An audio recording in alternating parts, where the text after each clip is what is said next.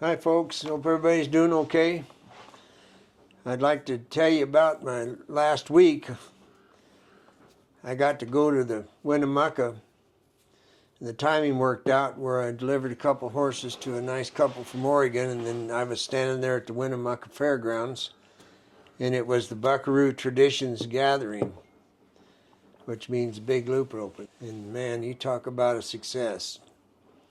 It's the best roping in the country, period. And one of the main reasons is because of the people there. Dave Stoddard was the judge, and Dave is a really, really good family man from Jordan Valley. And I know that when they hold road deer to brand, their cattle actually lay down. So you don't get any more low stress than that. Their cows will lay down, they can rope the calves and run them back in. And he's got a really good family. I got to be with his daughter when she was helping John St. Ryan. So anyway, and he's, you couldn't get a better judge. And then the Sea Punch Ranch crew, Scott and Andrea had their whole crew with them, I think. And they ran it, but they never fired a shot. The livestock was where it was supposed to be. Everything went smooth. All the jobs they were doing were covered, and I noticed they kept checking on each other to make sure that who needed help and who didn't. So I got to meet their camp man. I got to meet some real nice people that are part of the crew. So that always makes it sets the foundation when you're dealing with people that are traditional and respectful. So one of the number one things that happened that made it so nice is that the Sea Punch brought cattle off the range. And these were weaned calves, yearlings, and dry cows. And so the roping was more real as to what really happens out on the range. And that to me was impressive, because if you don't know how to handle a rope on a big 1,300 pound dry cow, you are not going to do well. And plus you got to be able to keep from choking them down. Or anyway, it was done very professional. The people that entered, the people that ran it, the whole outfit. And the food was good. So the vendors, I got the chance to visit with some of the folks that sat at the Range magazine table, and man, what an eye-opener. It was so nice to get to finally visit with a real person that's repping for the magazine. And that was nice. There were some real highlights. And then I got to see Jeremy from Wild Courage. He and his family, the whole family was there, and all the boys and Mary, and there again, that's another family of just real good people. So this literally, as I always say, it's a family event. Well, I'll guarantee you this was a family event. I saw a whole bunch of wee ones around there that were darn good kids. And Jeremy's kids, I've watched them grow up, and of course they're polite and can complete sentences, and it was just real nice. And then I got to see a bunch of people, and I'm not being smart, but people see me on this, but I don't see them. So it's kind of I don't know how to call it, but somebody walks up and says, "I sure enjoy your videos." Well, that's the first time I get to actually see them, so that was a real thrill for me. In Australia, Mexico, Canada, there was a young man that had his little daughter. He's teaching her to walk, and I stood there and watched him. Then he told me, he said, "I don't know if you remember me, but I met you down at Enrique Loparena's ranch in Baja when I was a kid." So that makes you feel good. And he had a beautiful wife, very nice family, real nice family. So that's the kind of stuff that makes it all worth it when you get to see another generation of good people. And the couple from Australia, which was just one of the people I met from Australia, they're in New South Wales, and they have some properties. And he's German. He made sure that I knew he was German, which I could tell as soon as he started talking. But anyway, the point is, they're a real nice couple, and if they happen to see this, I really need you to get a hold of me so we can pursue what you talked about if you're interested.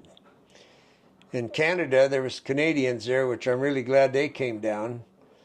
and that just proves to you that there's good hands everywhere. So I really, we have a lot of connection through the YouTube with Canadians, and they're the associations and the big outfits, they're up there. And I guarantee you them guys earn it. So it was a real pleasure to meet the people from all over the country. And of course there was a whole lot of people, young guys especially, that came up to me. And it was very, very rewarding to have a young man come up and say he enjoys this YouTube deal, because that's our future, folks. And there's young people doing what this event was all about, and they were carrying on the traditions of good horsemanship and stockmanship and roping. So I got to see a lot of them, and a lot of them, were hanging out or entered up. And of course, Jim Shoshone, I got to see him, he's the ghost. We don't see him very often, but it's always a pleasure to get to see him. So overall, I spent the day watching and visiting, and sat with Jim and Levi. You all remember Levi from Levi's Roping. He showed everybody in that building his buckle he won, so that was pretty cool. But I got to sit with the family and spend some time with them, and they took me to dinner at the Basque restaurant, which was very good. So anyway, I couldn't have had a better time. But what I'd like to talk to you about is that it's big loop roping is what it's called. And for those of you that don't understand it, the way I see it is that big loop roping has a purpose, and it's real popular in the Great Basin, and that's why the tradition, that's why they carried it on.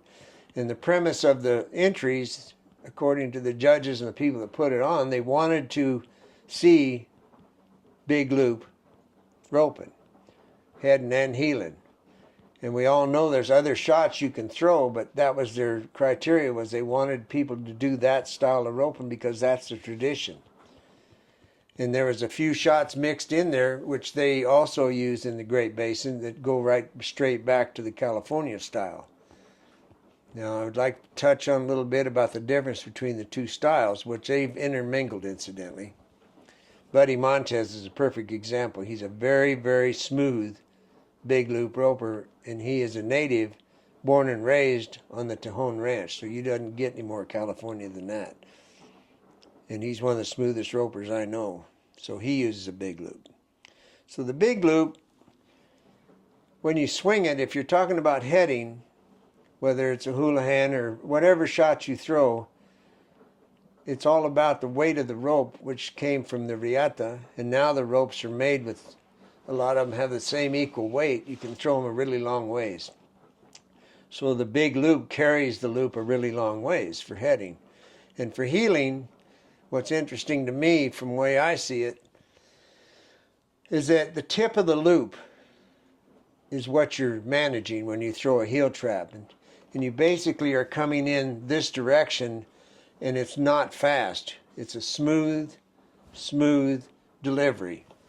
And the tip will wrap around and come out the other side and set up the perfect trap, because the bottom of the trap, the way it's sent, hits the ground and the top is just below the hocks. And as the critter's moving forward, it just picks it up, and all they got to do is hold their hand in the air and let the animal take the slack out of the loop and the heeling.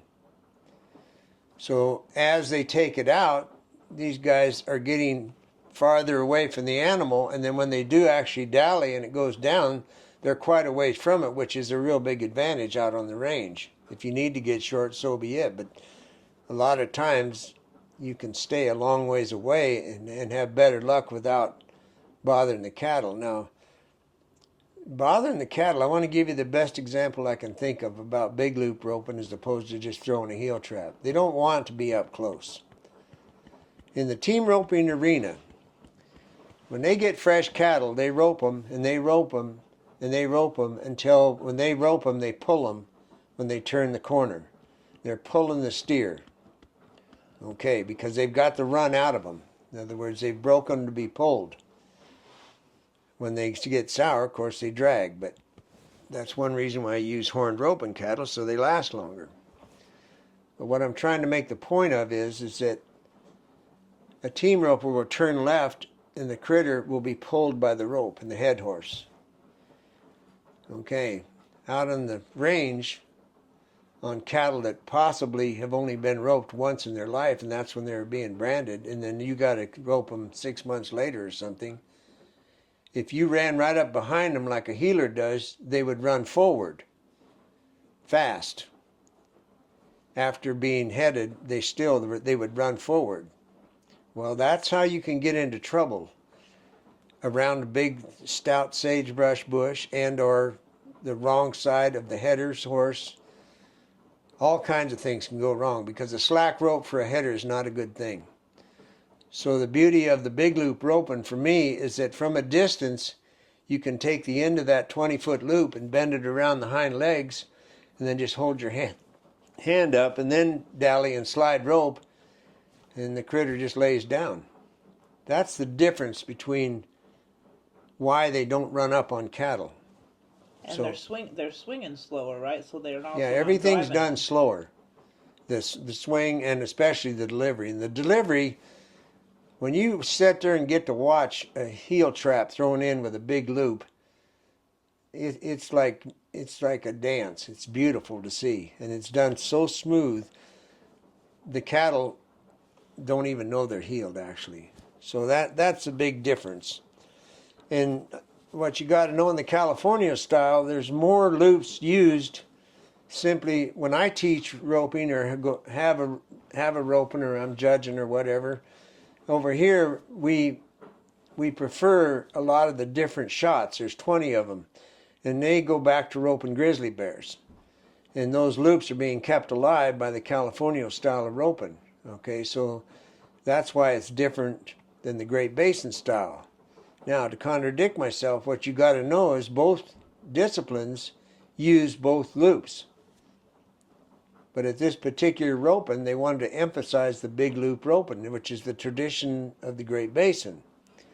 And a lot of California ropings we have, like me, we rope 3 guys, head, heel, front feet, and lay them down. Okay. That goes all the way back to roping grizzly bears.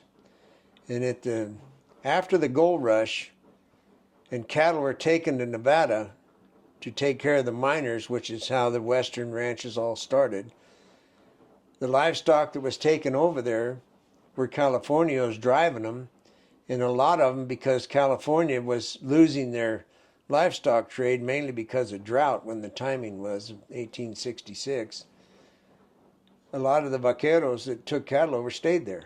So the tradition of the Great Basin Buckaroo, that was the foundation of it, and it went from there.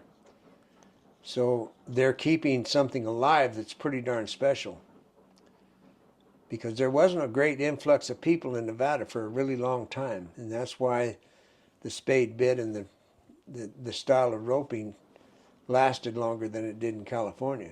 It had a resurgence in California, but I'm telling you, it was way more people doing it after this Comstock load. Okay, so that's what covered the whole thing.